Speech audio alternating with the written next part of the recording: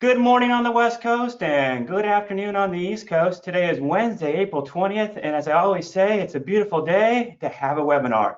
I'm John Yarrington, CEO of the Performance Marketing Institute, a 501c6 not-for-profit trade association dedicated to protecting, promoting, and advancing the direct-to-consumer and direct response advertising industries.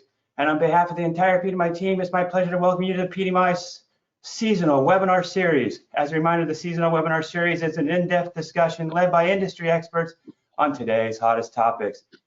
Today's webinar is brought to you by the PDMI's Workshop Council, and it includes a group of experts working in the cannabis and CBD marketplace. These experts will be sharing the latest trends and news when it comes to sales and marketing in this rapidly growing space. However, before we get started, please allow me to do a little housekeeping. If you'd like to ask a question, and we encourage you to do so, please use the questions tab located in your control panel.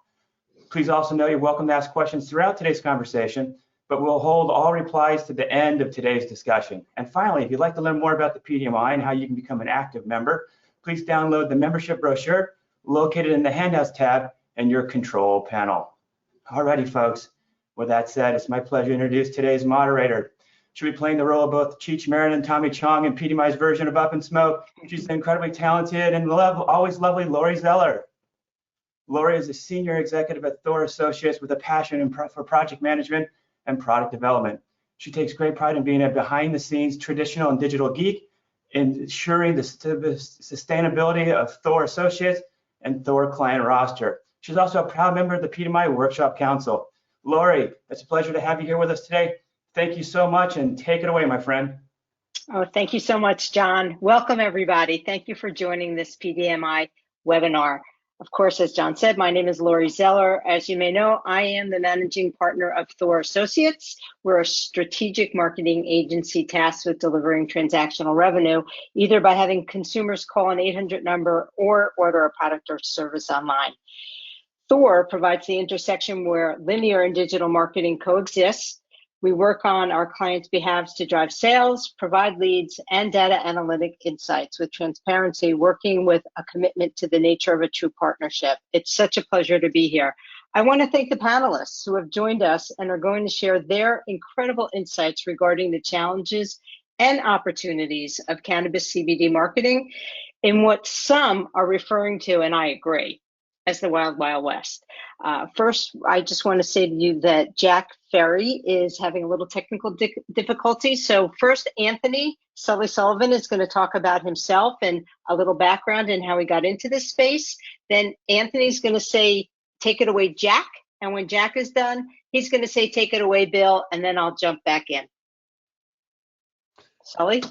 Sounds great, Laurie. Well, thanks for having me, everyone. Jack, Bill, thanks for being panelists and wherever you are. Appreciate you being here. My name is Anthony Sullivan, aka Sully, aka the OxyClean guy. That's probably how you know me. And I'm also the CEO and founder of MONTKUSH. That is a high CBD organic hemp company located out of Plainfield, Vermont. I'm not going to spend too long talking about how I got into the CBD space, but I obviously have a 25, 30-year background in direct response television marketing. I have a little girl who's now 11. Her name is Devon, and she was on an anti-seizure medication, and she had terrible side effects from the medication. And in 2018, I got open, my eyes got open to the benefits of CBD and hemp. I was a late adopter, if you will, when you think about how cannabis and CBD is started to permeate and become more mainstream. I didn't really put two and two together of the medicinal benefits of CBD and the recreational benefits.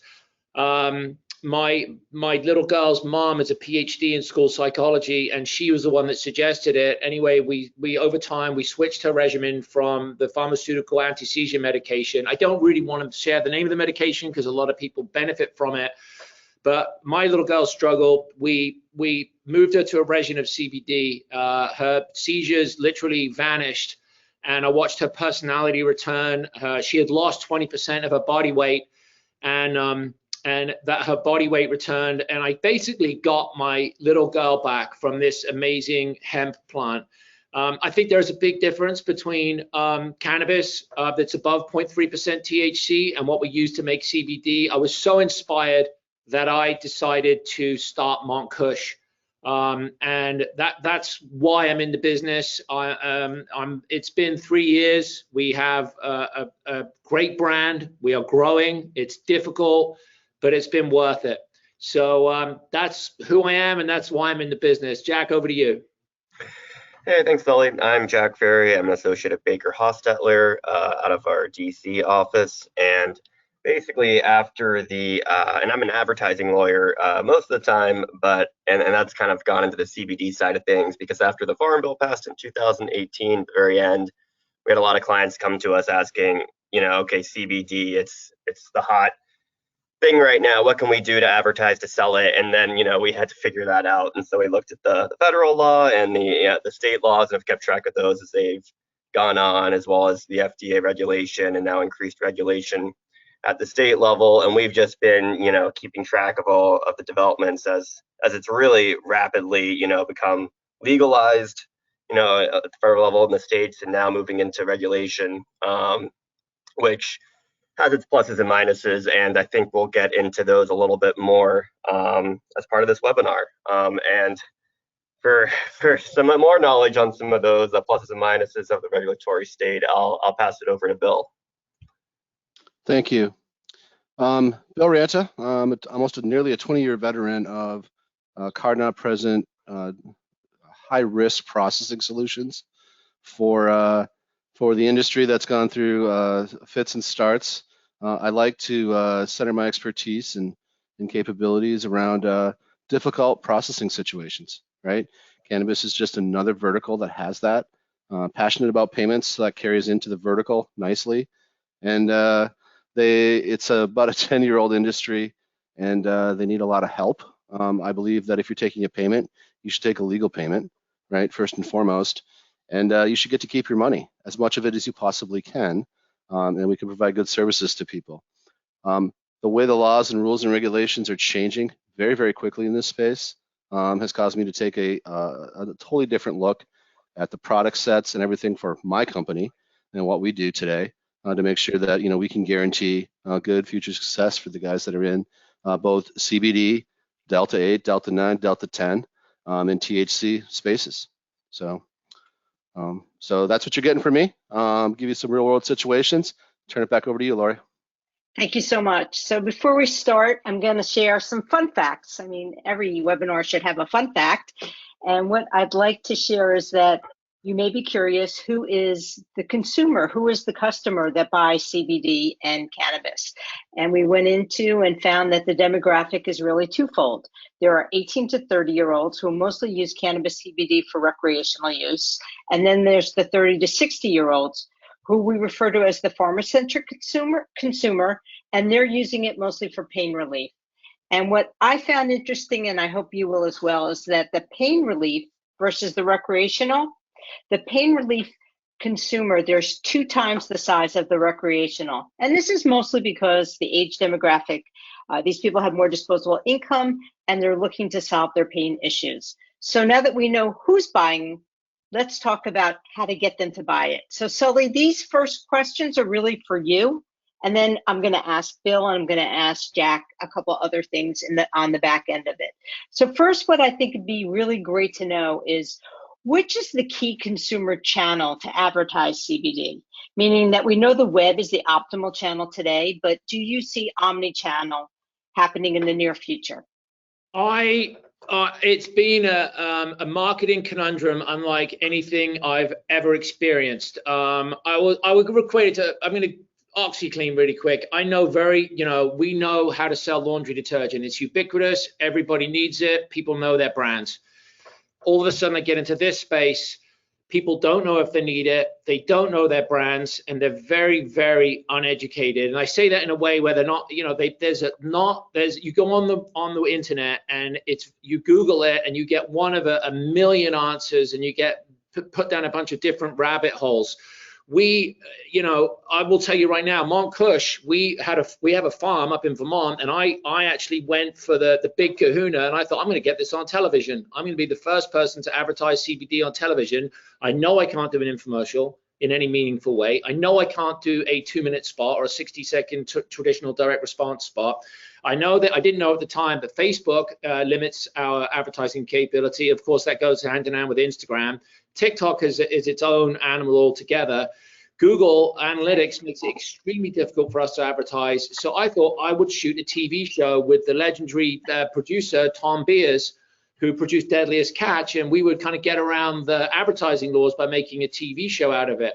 That in itself proved extremely challenging because we even got pushback from networks that wouldn't air a TV show about our brand. So we have had a really, really, really difficult time advertising CBD. You put those 3 letters together and you just get pushback and knocked down. Now, with enough money and knowing the right people, there are workarounds to all of these channels. And I see people making headway on Facebook. I see people making headway on Instagram, on social media in general. The TV barrier to entry is coming down a little bit. I mean, ultimately, this is a product that's federally legal, right? We should be able to advertise it anywhere. But due to people being afraid, networks worried about exposure, Google's worried about exposure on a federal level, payment processing that Bill will talk about, it's just not as easy as it could be. And I think the biggest hurdle for me, which is why I'm still in it, because if this was another product, I probably would have punted and said, you know what, we'll move on to the next project. But I still believe, and I'm going on a little bit long here, that the average person, the person you're talking about, still couldn't tell you a CBD or a cannabis brand. If you went to Betsy in Omaha, and I say this to the greatest respect to Betsy in Omaha, and you said, tell me a brand of cannabis, tell me a brand of CBD, they do not know. There is no, now I know their brands because I'm in the business, and the people watching this webinar probably know the brands because they're in the business. The nut has still got to be cracked, and it's going to come through advertising, and it's going to come as these channels open up. And I hope they open up. They should open up. It's about time they opened up. So with that, I'll pass it along. So Sully, then what digital tactics are you using? How are you advertising? I don't want to disclose I don't want to disclose everything to my competition, but email is the best platform that we have right now. Getting hold of that customer directly. Getting a database. She's in pain. And I say she actually, but we finding that our customer skews female. She actually skews 45 plus, which is interesting. And you know, we thought it was pain and anxiety. Anxiety and sleep. Because when you go into this space, it's anxiety, it's sleep, but pain is there. Right. So I'm happy to hear that you have that research that pain is number one, because we have found that pain, and even then with the FDA and the FTC, we have to be careful about what we can and can't say around the word pain. So we are walking that tight line between claims, and I've done this before. I mean, it's so funny when you said Wild West, because this reminds me of the infomercial space in the 80s. It was the Wild West. You speak to Greg Renker or Bill Guthrie or some of the old, I say old, they are old now. They'll, they've become regulated, right? And you could say whatever you want, and with it came regulation. And now you have these great companies like, Guthrie Renker that's turned into the Proactive company. So I think we're in that space with this. It's a marathon, not a sprint.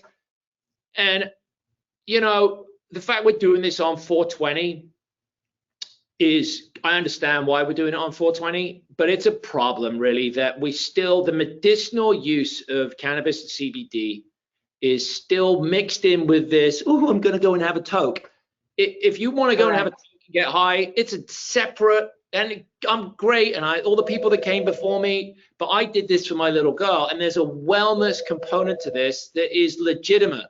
And we have to, the two, they're never going to be separated, right? Because there's a recreational and a wellness component to this plant, but they're two different uses. Speak to a cancer survivor, they're going to use it for their nausea, and it makes them feel good at the same time. So how that gets navigated is anyone know? I don't know. So Sully, let's take it outside of that realm. talk to me about affiliate marketing. Not inside your company, but what are your thoughts in terms of all the affiliate marketers out there? Is there an opportunity for them to start aligning themselves with companies and start selling these products? I take my glasses off here because affiliate marketing is actually it's the #1 source of revenue for the CBD business, and it's also the #1 area where you can make any claims you want, and all of a sudden you've got, you know, Kim Kardashian, you've got Ronaldo, who's the one I just read about, Russell Brand is attached to a CBD brand through an affiliate marketing campaign that he's got nothing to do with. And it's a nightmare for Russell Brand. It's bad for the consumer because the consumer's like, I'm going to buy something that Russell Brand, who is attached to. So the affiliate marketing space, while it's extremely good and can be extremely profitable, is also, it's a petri dish for people making false claims and giving consumers a really, really bad experience. So we are in the affiliate space. We pick our affiliate partners really, really carefully and vet them because I'm attached to it and I don't want any of our customers to have a bad experience. And, you know, the affiliate marketing space is its own, you know, it's a living, breathing organism all by itself. But yeah, there are lots of opportunities in the affiliate space. And I would just, you know, I would just ask for, you know, be compliant, don't make claims you can't substantiate, and make sure your customer, you ship, don't put them into a subscription program that they're going to hate, and then there's 5 layers of websites to get back to, you know, they can't cancel their subscription. It opens up that whole can of worms. Exactly. That is terrible for the business if it's not done right. So I like affiliate marketing, and I don't like it. I got it. Music to my ears, Sully. Your lawyers must love you with that attitude. That's We're gonna thank you, Sully, because you always end what you say and you open up the opportunity for my next question. So let's go into the challenges and barriers to entry on how to run a business with CBD cannabis. Bill, I'd like you to please, if you would, discuss the challenges with payment processing in the cannabis CBD world. And then also while you're there, so I don't have to ask 2 questions, talk a little bit about underwriting. What differs between cannabis and CBD? I could write a book on that. I'll keep it as short as I can. Thank you, Lori. And Anthony, thanks for bringing up Guthrie and Renker, 2 of my old good customers, right, back in the day. So it takes me back. Yeah. So challenges. The challenges stem from the legalization, the federal legalization of marijuana overall, right? We're going to get into some of those points as this discussion goes forward. But since we don't have federal legalization, we have state legalization. And we have different states legalized for different substances. Some are medical, some are general consumption. All 50 states are legal now for CBD, right, which is derived from the hemp plant. So we've had to become a bit of a student of the game, if you will, Lori, in order to explain these types of programs or systems that we utilize to process the actual payments, right?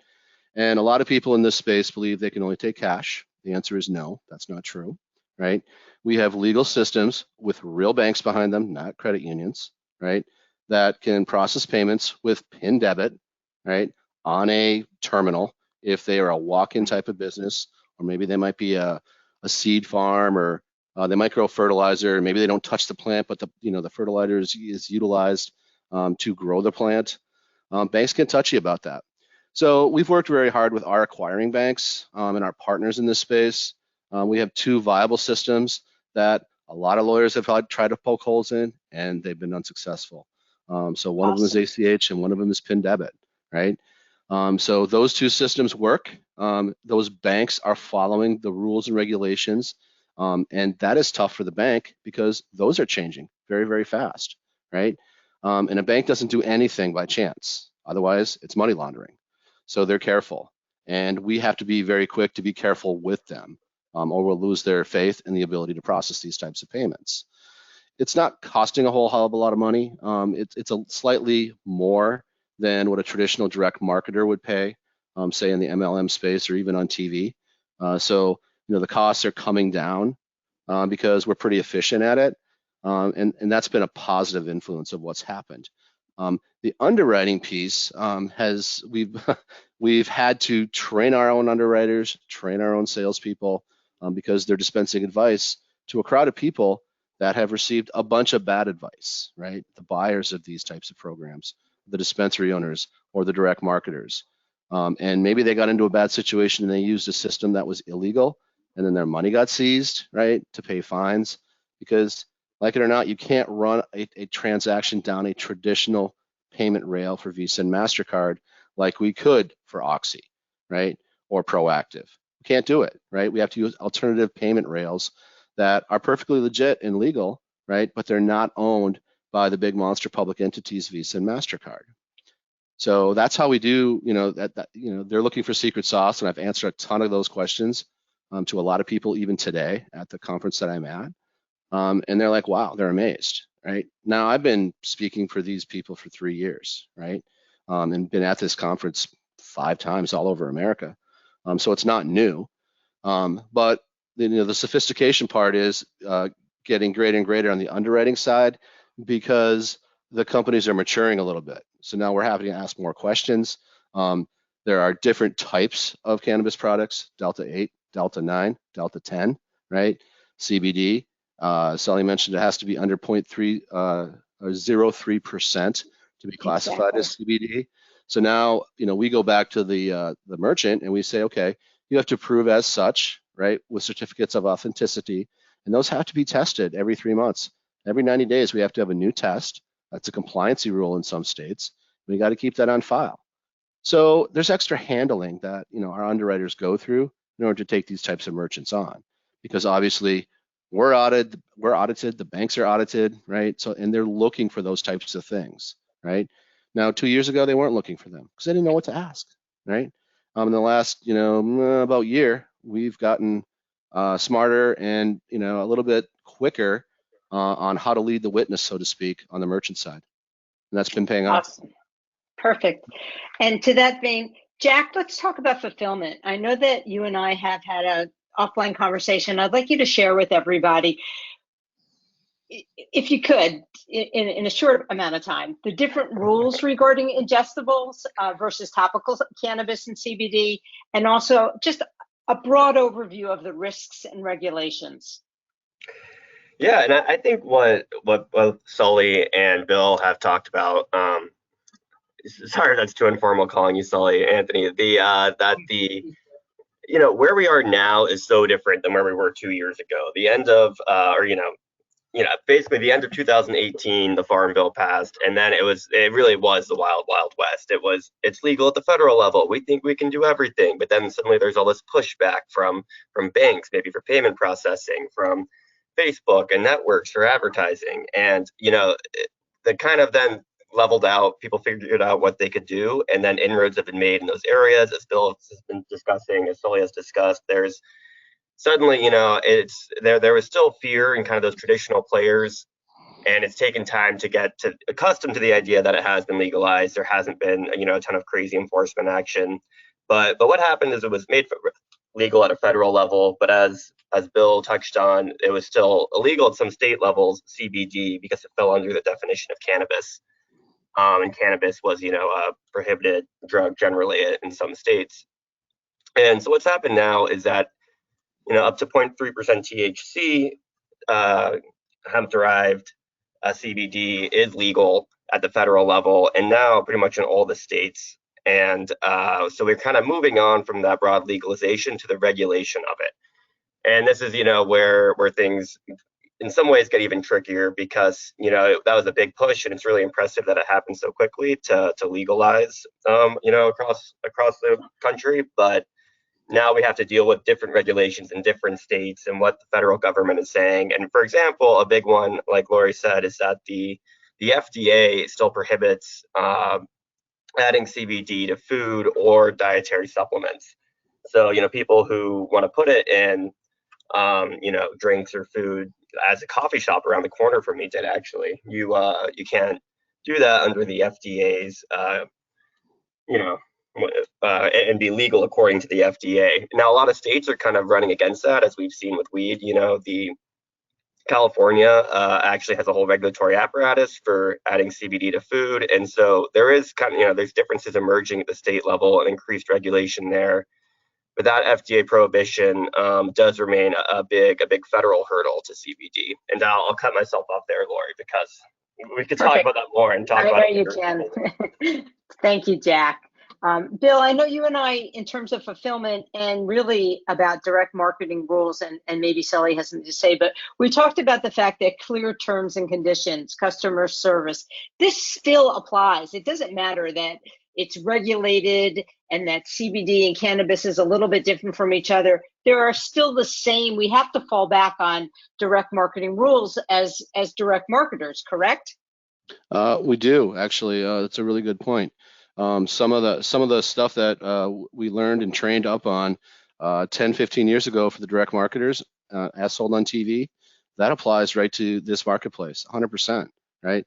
Some of the first things we look for, we won't even send it into underwriting, right? If it doesn't have a clear return policy, right? And a customer service number that's very visible, right? Do they have their posted COAs online, right? And those are the certificates showing where it came from, where it was grown, all the kind of stuff that a prudent buyer should be looking for. Doesn't matter that they may not click on it; it has to be there, right? That's Exactly. what that's what we're looking for to make sure that they're a credible and a viable merchant, right? Because if we're not policing that, what are we doing, right? And then we have to help them understand where to sell. Even though CBD is legal in all 50 states, you can't ship it to all 50 states, right? And some of those states come on and off, so we have to be paying attention. Where THC is concerned, some states have rules, for example, they want the person's image, their ID that we have to check, to go right along with the transaction ID information, which is hard to do in payments. So we've had to develop some new technologies to actually allow that to happen. Geolocation comes into play because you can't sell it over state lines if it's THC based, right? This is all about tax revenue for the state. So we got to make sure that they're taking care of their individual states if they're located on a border area, right? And age verification, we need that. Just like in liquor and wine and everything else, cannabis has an age limit, so it's a controlled substance.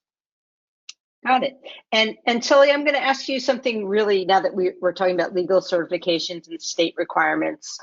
Is there an example you can share? And if you can't, just tell me you can't. That you can help our audience understand really how specific the process is, or maybe discuss a legal challenge that, don't tell us what you had to do to overcome it, but that you overcame, which brought MONTKUSH back into the fold, and now you're able to do what you have to do.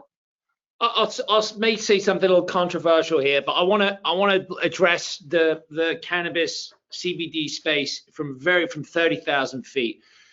It's no secret that the country's had an opioid epidemic, and this country, and I love the United States, but the way this happened, that you could be a skateboarder, perfectly healthy skateboarder, a snowboarder, fall off a ladder painting a house, and you could go to the emergency room, and your doctor would prescribe you opioids. And you could legally get opioids that has put a whole generation of people into a terrible, terrible situation. And it's all okay legally, even though it isn't. It's all kind of paid for by big lobbying, right? Because it was at the time, and now we see the fallout of these terrible ideas. Let's just hand out opioids like it's candy. And now you got people living in cardboard boxes under bridges shooting up heroin. And that is the bottom of that scale. The fact that we've had such a battle with cannabis and CBD that doesn't have anything like the negative effects of something like the opioid epidemic, and the fact that the legality of it and the difficulty of it, of processing and growing, and the fact that we have to have the COAs on the bottles, which we do. If you buy a bottle of MONTKUSH, one of the things I'm really proud of that we did at MONTKUSH, I actually went and bought a farm. So we bought, in 2019, we bought 66,000 seeds, and we planted them ourselves in the ground, and we watched these plants in 90 days. They go in the ground in mid-May, and we watched them go from little seedlings like this big to 6 feet high, and then you cut the colas off the top, and whichever extraction method you use. But when you look at the benefits of this plant, whether you're in the CBD space or cannabis space, it's clear that the amount of regulatory hurdles that are involved with this, it's ridiculous when you look at what you can get out there when you compare this to opiates. So I mean, we've had battles everywhere, and there's sometimes I just want to go, what is the big deal here? ultimately, I think that the government wanted to turn this into a taxable event, right? They wanted to tax it, and I think they've done it. I think, I know New Jersey just went recreational this week or last week. They have turned it into a legal product you can now buy for medicinal recreational use, and I think it's going to go 50 states. In 10 years from now, this conversation, there may be one state holding out. But the price of cannabis I read this morning is down to $700 a pound, which is so below what it used to be when it was all black market. But we're still fighting all these battles like it's you can take a bottle of our CBDA, which is about as close to Mother Nature as possible, and a little relentless plug here for MONTKUSH, but we have a USDA organic certification, and we sell it to grandmas who want to deal with their pain, and it's an oil that comes from a plant, and it's all natural, and it does solve a problem for these people, and we're still fighting these regulatory hurdles, or we can't even run an ad on a mainstream thing. So we just continue to slowly look at places where we can advertise. The labeling requirements, the traceability with the COAs is a big deal. The claims we can and can't make. It is challenging, but like I said before, I kind of go back to I do see doors opening. I do see this coming. It's becoming more and more mainstream every day. It's just taking a little bit longer, and I think it's because people are afraid. They are afraid of it. I mean, there are some people that have called hemp, and you could eat our whole entire field and not get high. It's the devil's plant. And there's still this stigma, it's the devil's plant. And if it's the devil's plant, then you sure as hell not going to be able to use Visa or MasterCard to pay for it.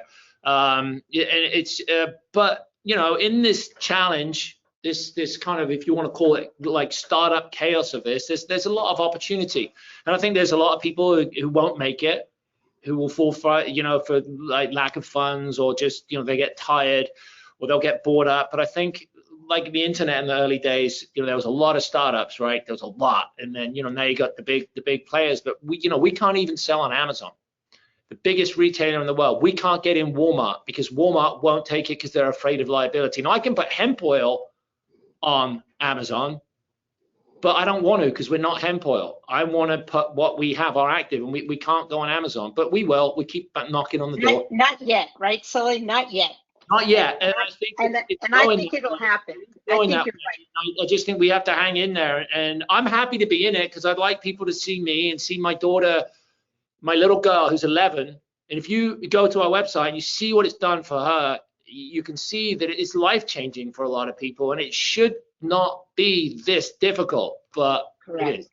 Correct. That being said, we're going to switch over down to the idea of online reviews. What I want to talk about class action suits, claims, competition, because Sully brings up a great point, which is why is it so difficult on the one hand, and why is the government stepping in? And on the other side, what is the consumer, what is the American, in America, we're talking about our country now, what is America doing, and what are our companies doing competitively to each other? So Jack, you and I had a small conversation. I think it would be great if you would share with us the online reviews being the area of focus for the FTC, and that there are not specific requirements for CBD merchants. Can you elaborate on that for us? Yeah, and looking at these areas, like, let me make sure I'm not muted here. No, I'm not. Okay, great. 2 years into the pandemic, you think I'd have it down, but still I'm not on video and making sure I'm not muted. But, like Sully said, there's still a stigma with CBD, because it's associated with cannabis. Well, it's from cannabis, and so as a result, there might be more intense scrutiny from regulatory actors, class action plaintiffs, and the like. Might be more of a target. And so there aren't, when you look at something like online reviews, it's not that there are special requirements to CBD, but when you're dealing with something that's kind of a high risk area, like Bill said, you want to make sure you're compliant across the board with all legal requirements, just because there's a bigger target on your back. And for online reviews, it has been an area of focus for the FTC in the last couple of years. We've had some FTC investigations that we've handled, specifically focused on that area. And there's just a couple things to keep in mind. That there's been cases on writing your own reviews. Obviously, that's something you shouldn't do. But then the big one that kind of people might not find so self-obvious is that if you're incentivizing a review in any way, if you're giving free product, if you're sending swag, if you're, a coupon, if there's something you're giving to people in order for them to write a review, then it's technically an endorsement. You're incentivizing it, and I, as a consumer reading your review, might perceive it differently if I know you got free product in exchange for it, even if you could have written something horrible and it still would have been posted. It's changes how someone might perceive the review. So if you're incentivizing reviews in any way, that needs to be disclosed in those reviews. And I guess that's my one thing to know as you look at that space. Make sure your star counts are accurate, that you're not withholding back reviews. If you're holding back low reviews so you can contact people and try to fix them, that's also potentially an issue. You could do it for a very brief period of time, but if you end up holding back all these reviews and kind of altering the star count, that's an issue too. And I'll let you move with that. Jack, Yep. That's not just for this industry. That's across the board. Sorry, People need to know that. Yeah, that's across the board. So let's talk specifically. Bill, you and I had a conversation about continuity and customer acquisition and auto renew. A little bit on the legal side, but more so in terms of the consumer and in terms of processing payments. Is continuity going to happen in this industry? Are we going to see upsells, auto renew? How does that fit in? I think you will see it, and it's not going to happen right away. I've seen merchants try to push that past our underwriters today, and it's not that our underwriters don't like it at our payment processing companies. It's the banks that don't like the fallout from it on the the elevating liability associated with refunds and chargebacks, right? So and if the bank says no, then we have to say no. So I think with time and proven results and good best practices of managing merchants, that will improve, right? We also look at all the reviews and stuff online as well, right? And we see things, we ask questions, right? This product isn't going to cure cancer. It's not going to cure arthritis, but it's certainly going to help, like even my own 87-year-old father, right? I rubbed some THC CBD oil on his, his bursitis and his shoulder. Guess what? My mother tells everybody he's cured, right? And that he's on the weed now, right? That's what she says.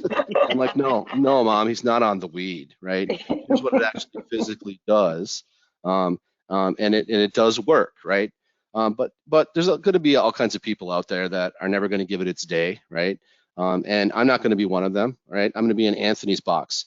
And I'm going to say, yeah, try it, right? Don't be a naysayer, okay?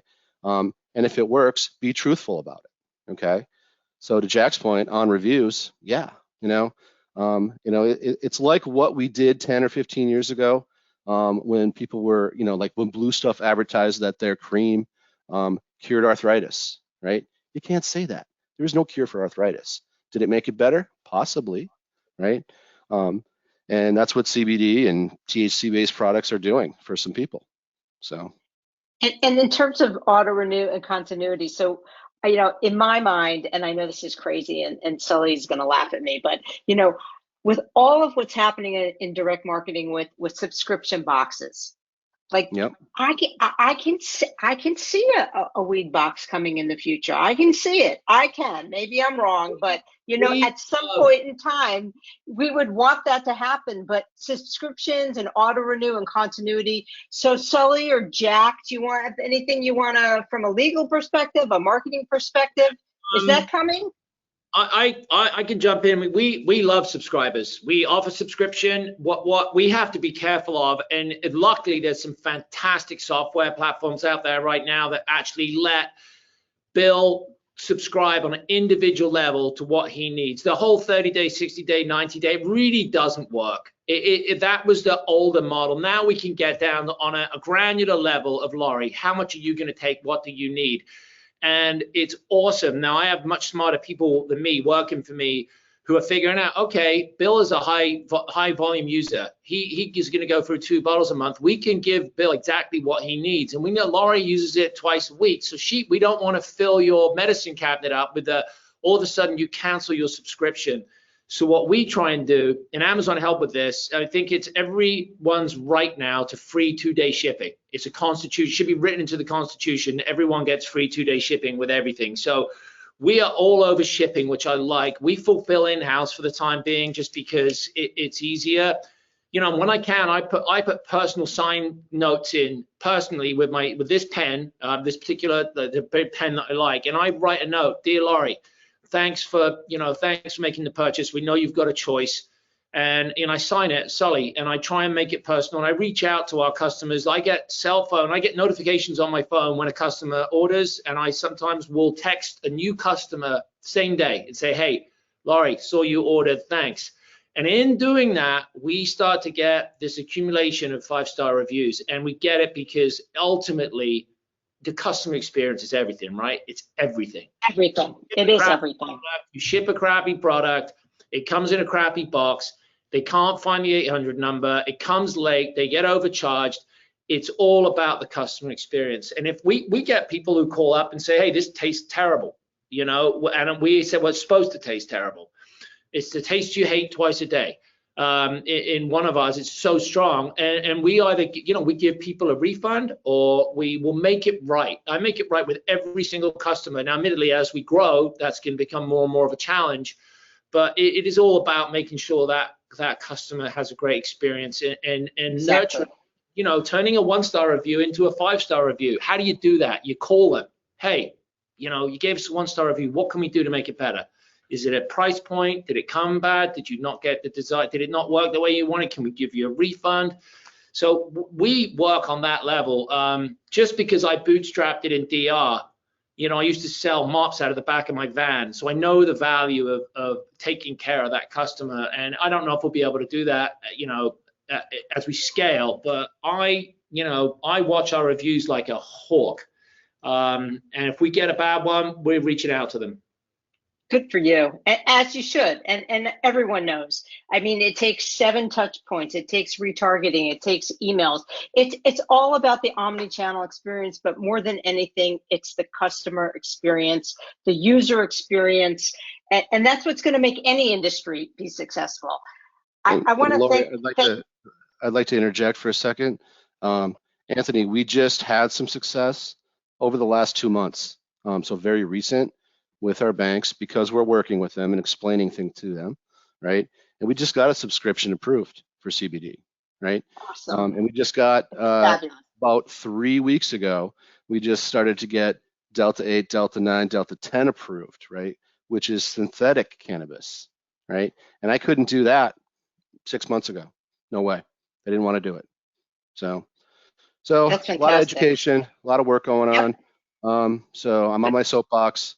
So it's paying off. Well, I want to thank the 3 of you. I have one last question, and this is the essence of what we're doing. So with tobacco and with alcohol, I need the 3 of you to give just a 1 sentence, 2 sentences. Is cannabis CBD recession proof? Sully?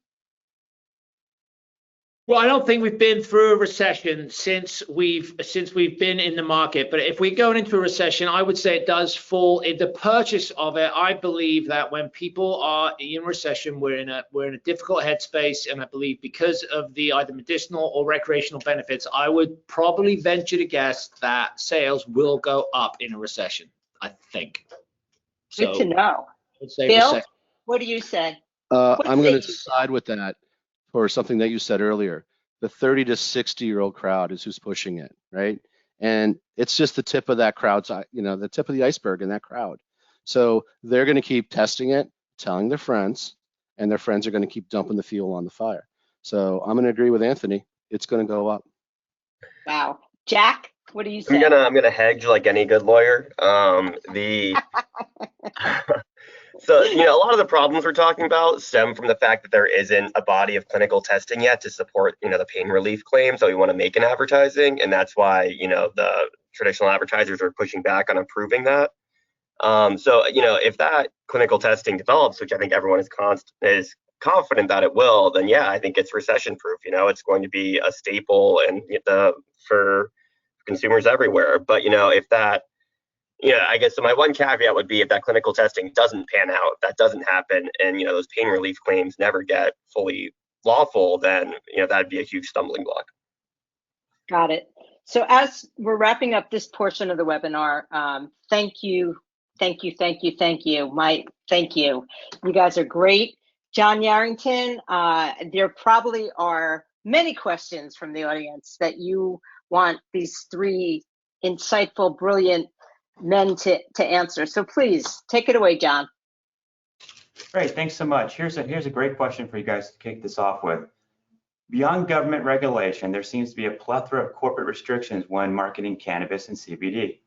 Of the big media outlets like Facebook, YouTube, and even all the cable networks, is there a progressive thinking platform that's leading the sales and marketing charge for these products?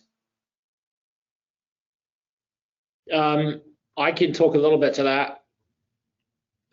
No, I don't think there is. I think the traditional broadcasters are way behind the lawyers. I put this on the lawyers. I think the sales guys would love to do it, but the legal departments in these companies are saying no. Very similar to processing. Facebook is I don't want to say this, you'll probably get blackballed on Facebook, but Facebook's just as bad. There's one agency that has a monopoly, and they must know someone at Facebook that has all of the CBD marketing on Facebook goes through this one agency, which to me is very monopolistic.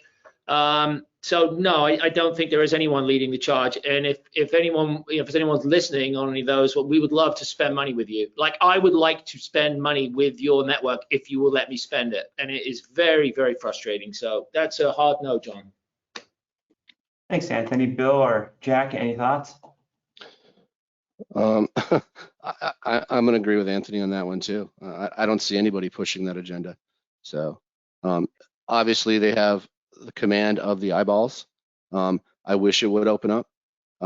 It would certainly add fuel to the fire, but it's locked down right now. And I'm not sure what the fear is, why it is locked down. So. Appreciate the feedback, thank you. Bill, this is actually a question for you directly as the payment processing expert on the panel here. Does Visa MasterCard not take charges for CBD at all, or was that for only cannabis? No, CBD is allowed to go down the normal rails of Visa and MasterCard. The Farm Bill did that when that was legalized. So, so it is only for THC-based products, over 0.03% THC content. Bill, I'll jump in there if I can from first-hand experience of this. QuickBooks refused to do our payroll because we were CBD based, which this was about over a year ago. So we had to move off QuickBooks for payroll. And Bank of America shut our bank account down with a month notice. This is a major bank, and we're not even in the THC business. So we've had, you know, we have found financial institutions to do it, but it's been hard. I mean, when, you know, if your bank calls you and says, oh, we're closing your bank account down in a month, and you can't pay anyone. It was unbelievable, you know, but that happened and we navigated it. Well, that's good. You should call me. We could have helped you out right away. Now I know you, but you know, at the time, you know, it's difficult. It was tough. Yeah, we've had to, John, to further on that question, we've had to become students, not just of payment processing, but of banking, right? And we've had to learn where partnerships come into play and to trust those partnerships. There's 18,000 banks in North America, give or take, right? There's about 2,000 that will tell you they touch cannabis dollars. Okay, the reality is there's about 250 that will bank cannabis dollars, THC dollars, right? And that's not right. The banks don't know what they're asking. The auditors don't know what to ask the banks, right? The FDIC is confused because of the FUD that's in the marketplace, and everybody points the finger at each other. I've been in the meetings in Washington. They're frustrating, right? And that has to clear up, right? Hopefully, safe banking and those other bills that are chugging along and crashing into walls, they'll get through, right? But, you know, everybody likes to talk, especially around 420, that they're going to launch a new bill. I'm talking to you, Chuck Schumer, right? He doesn't need to launch a new bill. There's already 2 floating around, right? They could just clean them up and put them through. So it's a mess. Great insight, guys. Thank you so much. Here's another question for you. As CBD and cannabis become mainstream, do you believe these products will replace traditional medications? And if so, do you know if Big Pharma is embracing CBD and cannabis right now? I can add some insight. Big Pharma is on the sidelines, but they're making strategic investments here and there, right? They will get in, and it's not time for them to get in yet. again, it's about 10 years old, this industry, give or take, the legal side of it, I should say. It's ancient for, the overall industry. But I'm not seeing big pharma jump in on giant inputs of private equity and or infusions, right? Not yet. My guess is when they decide to, it will be an additive form, right, to enhance medication. I don't think it's going to replace medication overall. I think it's going to enhance medication, right? And I have like Anthony has with his daughter's story. I have my own story, right? I have my father's story. My wife puts it on her knees from, she's a marathoner. We're not getting any younger in the Ranta household. It works for her. She told all of her sisters, they're all marathoners. Now they're putting it on their knees. And guess what? The aches and the pains go away, okay? So I wouldn't call that placebo. I will call that definitive proof, because when you really peel the onion back on it and what it actually does, the cannabinoid and how it interacts with the white blood cell and it speeds healing to a damaged tissue area or a damaged area of your body, it all makes sense, right, to an educated person. So, I've become a little bit of a student of it because it's a vertical that I want to help. But to me, I think it'll be a boondoggle for the pharmaceutical companies, and they have the muscle and the power and the money to make that happen. But I'm not seeing them in on it yet. In a nutshell, there's one FDA-approved anti-seizure CBD-derived or hemp-derived medication, I believe, that's on the market. I'm not going to say the brand of it. I think it is anecdotal evidence everywhere that, this works in various elements, with various people. So I would say unleash the studies, unleash the medical community to study this plant and come up with the studies, the double-blind studies, the placebo. I'm not a scientist or a doctor, and study it. And then you can bet the big pharmaceutical industries will jump on this if there's an opportunity. There's too much money in it for them not to, but there's a lot of money in keeping it down and complicating it. So my conspiracy theorist is they're running around doing laps around Congress trying to stop any meaningful, because they like us, slamming ibuprofen and slamming whatever else it is that they can make money off. And God forbid this little plant that comes out of the ground might be able to help millions of people. I'm sure there's an army of people in a little room somewhere trying to figure this out. And when they do, it won't surprise me if one of the big pharma, they managed to make vaccines very, very quickly when they realized there's a lot of money in it. So I think it's coming. The funny thing is, some of the biggest people that are against this, that are vocal against it, probably go home and sparking up when they get home. The thou doth protest too much are probably the ones that use it after a crappy day in Congress or going home and probably lighting up a joint. It's all coming. It's just going to take time. And I would love the day when you could walk into a pharmacy and get our product. We can't even put our tincture on the shelf at Walmart because it's unknown. So more studies, more universities, more students, more people, more studies on this so that it can be legitimized and it isn't, living in the shadows. Awesome feedback, guys. Thanks so much. Jack, I think this one is a good one for you. Can you legally retarget visitors from a cannabis scent dispensary, or is that a state-by-state specific?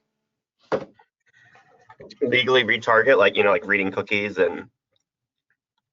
I'm assuming it would be like someone visits your dispensary and then you retarget them with future marketing opportunities. I mean, nothing about that sounds legal to me. I guess we would need to get in the weeds on it a little more. I would say definitely consult your lawyer on that one. But so yeah, sorry to have kind of a nothing answer there. But on its face, that seems, I don't think the privacy laws, for example, are, they're not specifically addressing, cannabis and CBD use.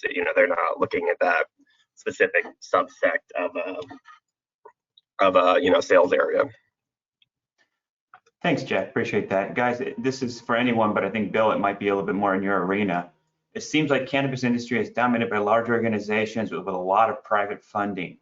Do you know do you think smaller operations will gain access to federally insured banks and financing in the near future? Yeah, I don't think that there's a barrier for the smaller entities I think it has to do with knowledge and the drive to get to those entities, right? Again, there's a lot of fear, uncertainty, and doubt. There's a lot of bad things that have happened to good people in the cannabis space. Those stories spread like wildfire, and then they retract, right? And they're like, well, I can't go to a bank. I have to go to a money facility, or I've heard all kinds of crazy stories that they'll take and they'll process my money at the Fed, right? But they're paying $50,000 or $60,000 a month in order to do that. Does that make any sense? Not to me, right? It sounds like they're getting fleeced, and that they need different forms of payment and different people to handle their business affairs associated with their companies, right? And again, I talked about, I'm passionate about this kind of stuff because I'm tired of seeing them lose their money, and this is just another way that it happens. And the banks are stuck in a spot because the auditors don't know what to ask the banks. The banks are afraid to make a mistake because the fines are real, right? So they need to pass some rules to let them breathe and then let them understand so they can crawl, walk, run, right? It's unfair for the government to allow states to legalize cannabis and then banks to operate within that realm and then not understand the rules and regulations when there are no rules and regulations associated with what they're doing. Some of it's pioneer stuff, left and right. So how can that be fair? That's really good feedback, Bill. Thank you. I think we've got time for one more question. And Anthony, I think this one falls kind of in your court. Is there an 800-pound gorilla which exists within the CBD and THC marketplace? And if so, do any of these big companies do a great job marketing multiple product lines or creating brand extensions with the products? There are, I'm not going to mention, I would like to be the 800-pound gorilla in the CBD space. I'll just go on the record there and you can hold me to that. I was late in, I was not the first. I would say there was the first round of people in. I will give a shout out to a competitor. I mean, Charlotte's Web was very inspirational to me, and little Charlotte, who's no longer on this planet, was a one day, as history, not one day now, that company led the way with the Stanley brothers, and I'm very, very grateful to what they've done, and I think that they're in the same boat on a bigger scale. I've never talked with those guys. We deal with a couple of the big players in the space.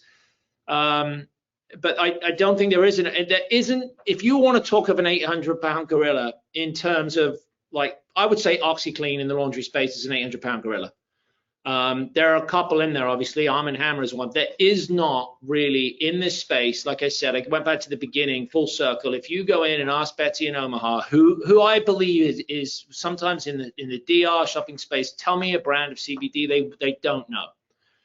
That there isn't one. Now, we all know, Jack, Bill, you're in the space, you're processing for. But if you go out to an average person on the street, go into a 7-Eleven and ask anyone, tell me a CBD brand, they won't know. So I think that there is not an 800-pound gorilla in the room. I most certainly want MONTKUSH to be one, and it's going to be a fist fight. And that's what makes it exciting, is the fact that this is still an emerging market. I think for the people in it, we've been in it and we're like, this is a mature business. Why can't we get this? Why can't we get, we are still at this, we haven't even got out of kindergarten yet on the where this is going. We're not even in high school, but it's our company certainly. I hope that we can get together as an industry, and push and lobby for growth and for sustainability and for wellness, profitability, and the greater good. So I want to be one of those 800-pound gorillas. I'd love to see that happen, my friend. I'd love nothing more than that to happen, come true. Well, guys, I'm going to jump back in here because we're up on our hour now. I'm going to close out. So here I come. Yay. Lori, Anthony, Jack, Bill, what a fantastic session. So much amazing insight. Thank you so much for sharing your knowledge and your experience today. Folks, I hope you enjoyed today's conversation as much as I did. Before we close out, I'd like to take a moment to invite each and every one of you to join us for our next PDMI webinar, which is the PDMI Take 20, hosted Wednesday, April 27th at 11 a.m. Pacific, 2 p.m. Eastern Time. We'll be discussing frictions and audience measurements. I'd also like to remind you that the fall PDMI conference is now open and ready for registration. You can visit thepdmi.com, that's thepdmi.com, to get your badges. And that event will take place October 24th to 26th in San Diego at the Hard Rock Hotel. Thanks again, everyone, for joining us today. Again, Bill, Anthony, Lori, Jack, awesome job. Thanks so much, everybody, and have a great day. Thank you. Thank you, guys. Thank you, Laurie. Thank you, Bill. Thank you, Jack. Happy 420. Thank you, everyone.